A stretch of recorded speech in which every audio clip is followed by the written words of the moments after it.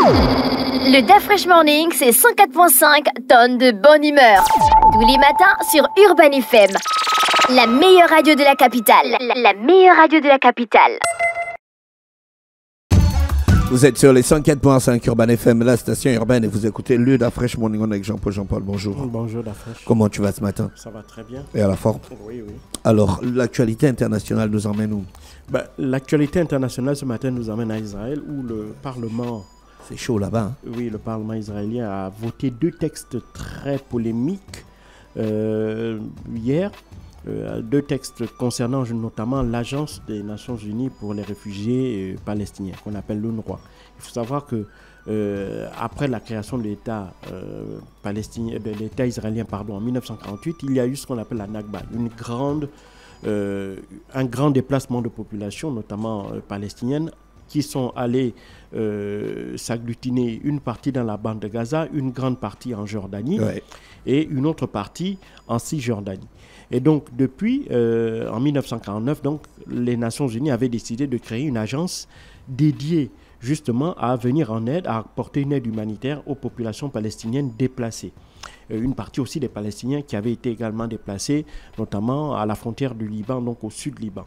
Et donc, cette agence, depuis 1949, travaille à apporter un soutien humanitaire, c'est-à-dire des soins de santé, de l'éducation, de l'alimentation essentiellement. Et puis après, peu à peu, ces activités se sont aussi élargies, fourniture d'eau et d'électricité aux populations. Et donc tout ça fait qu'aujourd'hui, si tu veux, pour les populations palestiniennes, l'UNRWA est un giron essentiel de la vie de ces populations-là. Parce que c'est elle qui leur apporte les soins, les services sociaux de base, en quelque sorte.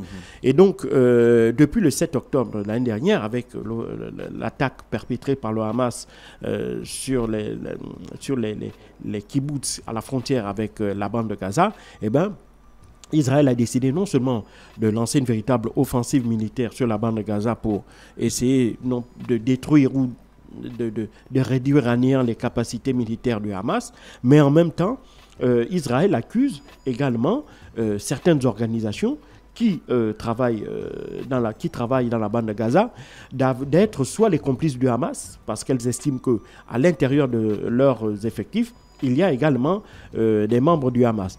Et elles en veulent pour preuve que depuis l'année dernière, un certain nombre de frappes ont été faites contre des Palestiniens. Et parmi ceux-ci, dans des convois qui, aux yeux d'Israël, représentaient peut-être des transports d'armes et autres, ont exhibé des combattants, des personnes qu'ils présentent comme étant des combattants et qui avaient la carte de l'UNRWA.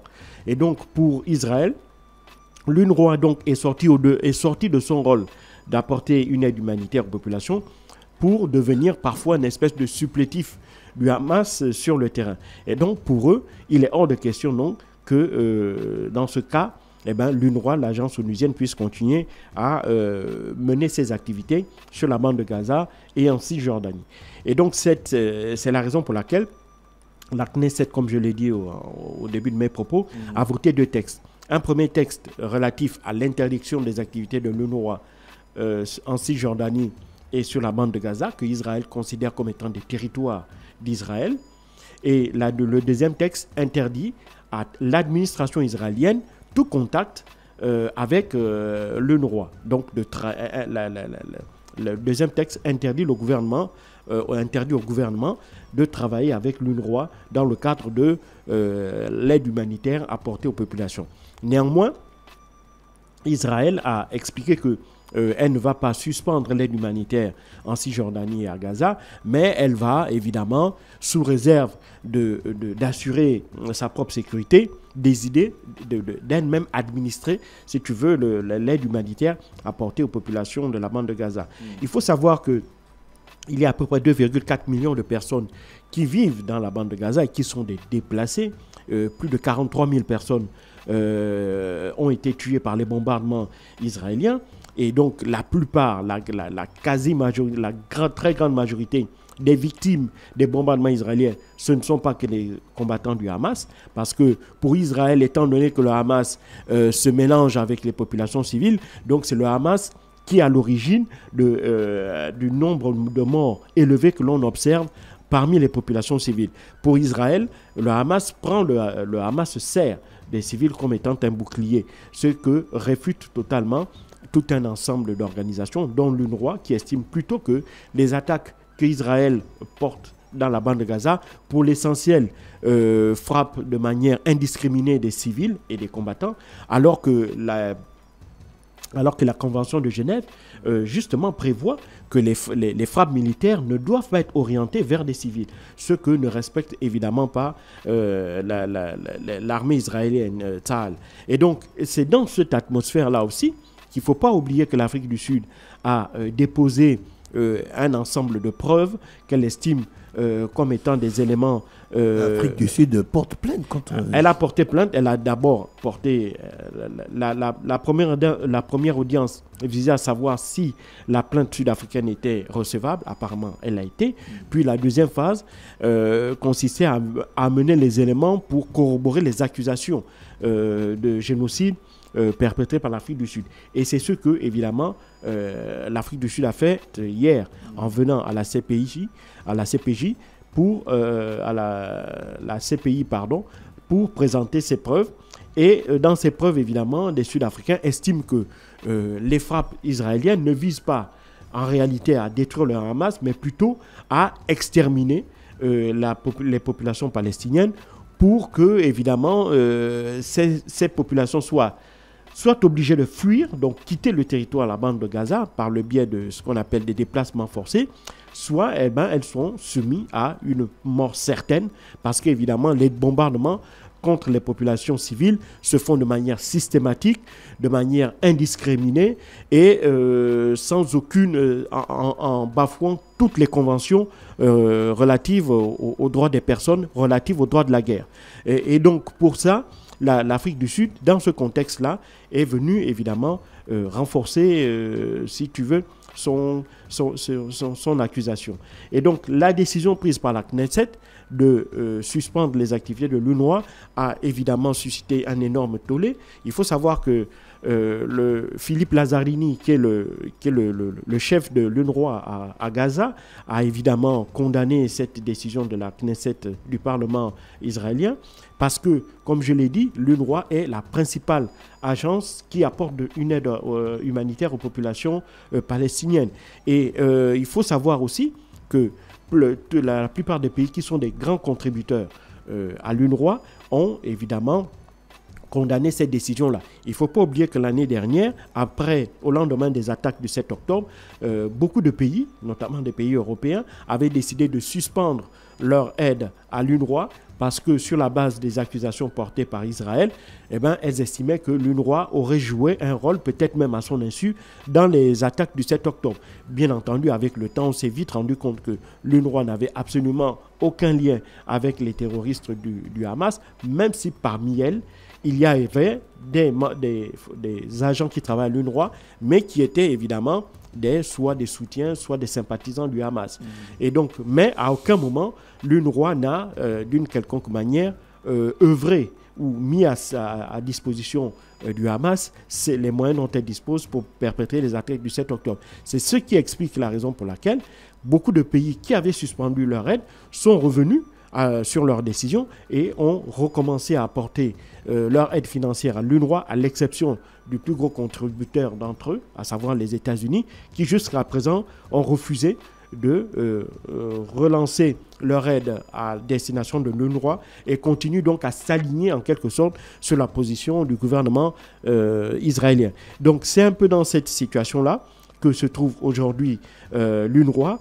Le fait que celle-ci voit ses activités suspendues ou interdites sur le sol israélien va nuire gravement à la vie des Palestiniens qui, pour la plupart, dépendent uniquement de l'aide qu'elle peut apporter.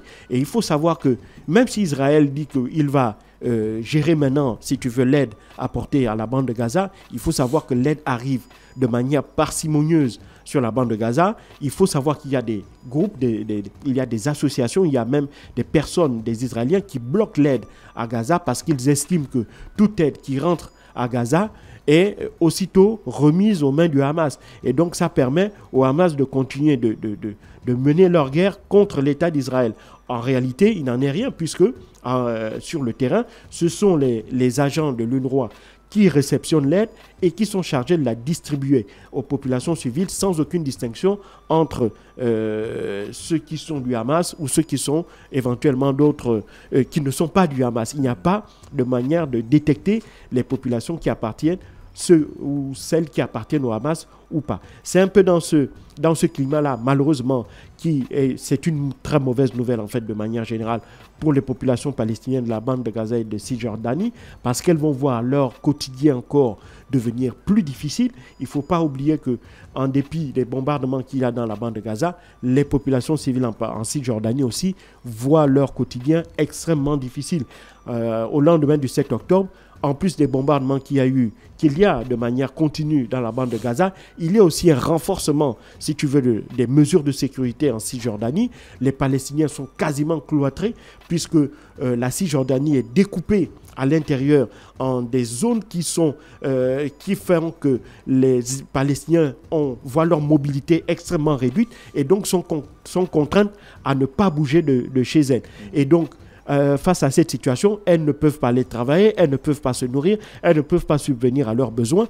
Et si en plus on leur coupe le principal soutien humanitaire dont elles avaient, à savoir l'UNRWA, eh ben, cela ne va faire que compliquer davantage leur quotidien et cela ne va pas améliorer le climat aussi bien en Cisjordanie qu'à Gaza, mais ça va plutôt renforcer les tensions et aggraver, à mon sens, non seulement la situation humanitaire de ces populations palestiniennes, mais aussi ça va aggraver, à mon sens, la situation sécuritaire parce que ça va pousser les gens au désespoir et ça va être un catalyseur encore d'actes terroristes et dans la région en quelque sorte. Est-ce que la plainte de l'Afrique du Sud peut aboutir? Non, elle ne peut pas aboutir. Pourquoi? Parce qu'Israël n'est pas signataire de la CPI, elle n'est pas signataire du statut de Rome et donc à ce titre, en réalité, la CPI ne peut pas condamner Israël, ne peut pas prendre de mesures qui condamneraient Israël. Ça, c'est la première chose. La deuxième chose... Mais la Russie n'est pas signataire de... Oui, et c'est là où je veux en venir. C'est-à-dire que les décisions prises par la CPI sont renvoyées aux États membres et ce sont les justices des États membres, les polices des États membres qui sont censés mettre en application les décisions de la CPI.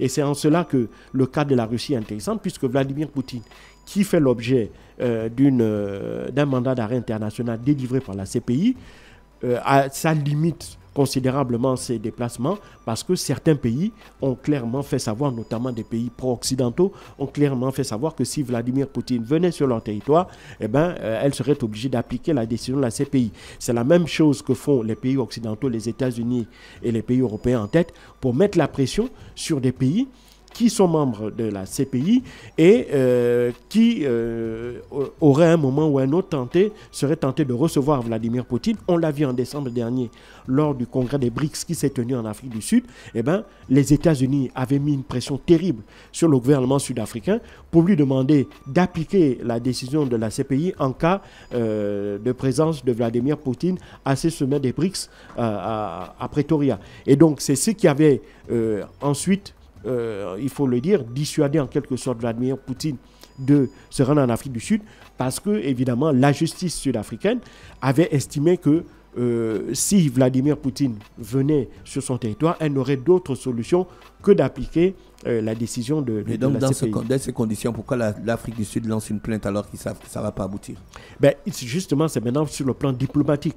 Parce que si Israël est condamné pour génocide, d'un point de vue diplomatique, ce serait une victoire. Ça va montrer, ça prouve que, évidemment, un pays qui est un des soutiens, un des alliés indéfectibles des Occidentaux, est un pays génocidaire.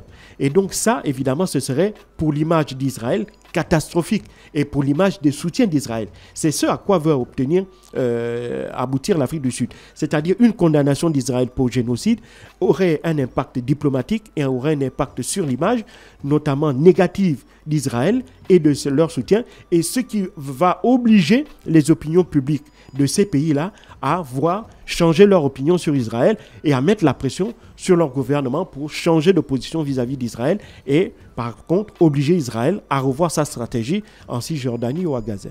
Merci Jean-Paul avec nous ce matin sur les 104.5 Urban FM, la station urbaine pour l'actualité. Le DAF Fresh Morning, c'est 104.5 tonnes de bonne humeur. Tous les matins sur Urban FM. La meilleure radio de la capitale. La meilleure radio de la capitale.